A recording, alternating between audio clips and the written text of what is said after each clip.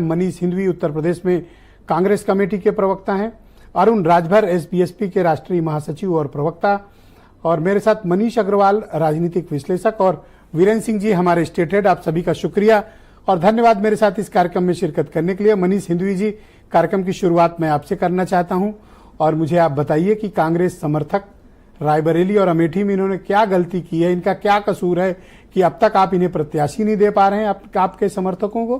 क्या असमंजस है आपको?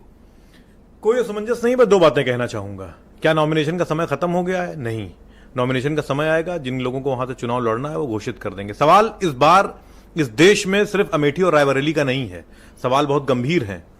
एक बलात्कारी जो हजारों महिलाओं का बलात्कार करता है, उनका वीडियो बनाता है और जिसकी सूचना दिसंबर 2023 से गृह मंत्री को रहती है, उसको जानने के बाद भी वो उस पार्टी से गठबंधन करते हैं, उसको जानने के बाद भी प्रधानमंत्री उसके लिए वोट मांगते हैं और जब बात खुलती है तो उसे जर्मनी भगा देते हैं। इस देश में लड़ाई बहुत बड़ी है। कोविशील्ड का मामला पूरे देश के सामने आ गया कि कैसे 52 करोड़ रुपए का इलेक्टोरल बॉन्ड लेकर इन्होंने पूरे देश की जान के साथ सौदा किया। सवाल इस 2 सीटों का नहीं, सवाल देश का है और ये लड़ाई देश की है। भागने वाली बात हुई, एकदम कतई नहीं भाग रहा हूं मैं। सवाल का जवाब न देके आप कहीं और जवाब। मैंने कहा तो कि लड़ाई अमेठी और रायबरेली की नहीं, लड़ाई इस देश की है कि किस तरीके से भाजपा ने पूरे के पूरे संवैधानिक ढांचे को ध्वस्त कर दिया है। किस तरीके से इनके लोग बार बार मंच पर खड़े होकर कहते हैं कि साहब हमको 400 दे दीजिए, हम संविधान बदल देंगे। क्यों बदलना चाहते हैं संविधान? ये कि वो आप प्रधानमंत्री नरेंद्र मोदी जी के भाषणों को सुन लीजिए मंच से, आप योगी जी के भाषणों को सुन लीजिए कि कैसी स्तरहीन भाषा का प्रयोग अपने मंचों से वो कर रहे हैं। आप स्केपिस्ट वाली भूमिका में हैं आज। सवाल मैं कुछ कह रहा हूं और आप भाग के कहीं और पहुंच। भाई मैंने कोई अनर्गल बात पूछी? मैंने तो ये पूछा भाई अमेठी रायबरेली में सुनील साजन आपके सहयोगी हैं, वो जानना चाहते हैं कि आपका प्रत्याशी कौन है। मैंने आपकी बात का बड़ी विनम्रता से जवाब दे दिया कि क्या नॉमिनेशन का समय खत्म हो गया है? नहीं खत्म हुआ है। तो जिनको लड़ना है वो कल आ जाएंगे, लड़ जाएंगे। और मैं ये चैलेंज करता हूं कि अमेठी हो चाहे रायबरेली हो, छोटे छोटे कार्यकर्ताओं भी लड़के इनके लोगों को हरा देंगे, क्योंकि जनता में गुस्सा है। आपके समर्थकों को आप क्या बताएंगे? वो आज तक कंफ्यूजन में, आप ऑफिशियल स्पोक्स पर्सन है, आप भी बताएं। जो हमारे समर्थक हैं वो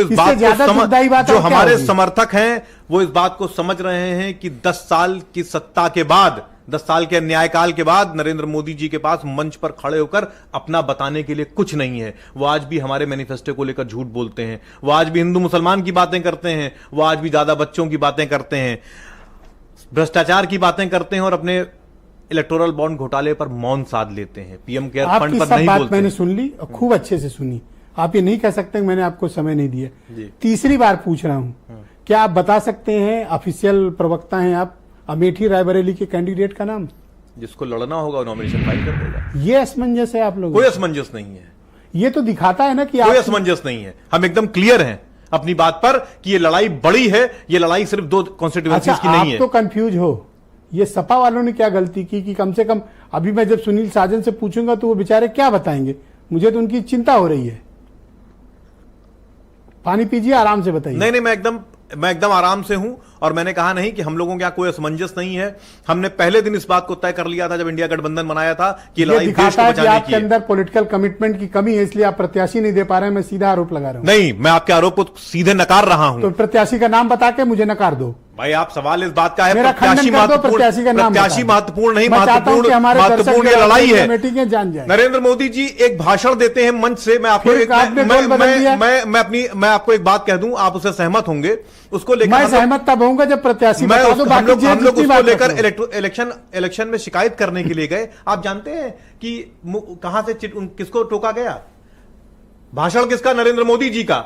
और इलेक्शन कमीशन चिट्ठी लिख रहा है जयप्रकाश नड्डा जी को।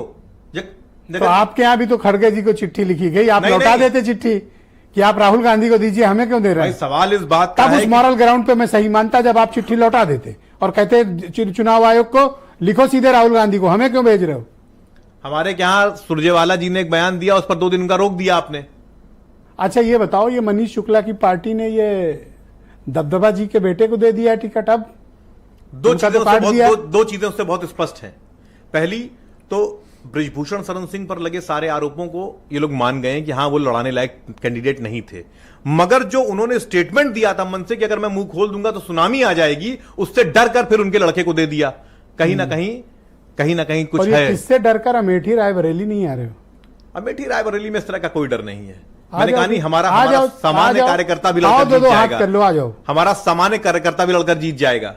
Okay, non Gandhi. मैंने कहा नहीं, हमारा चलो सामान्य क्लियर कर दिया कार्यकर्ता आपने, आप बहुत बहुत बढ़िया बात आपने कही, थैंक यू।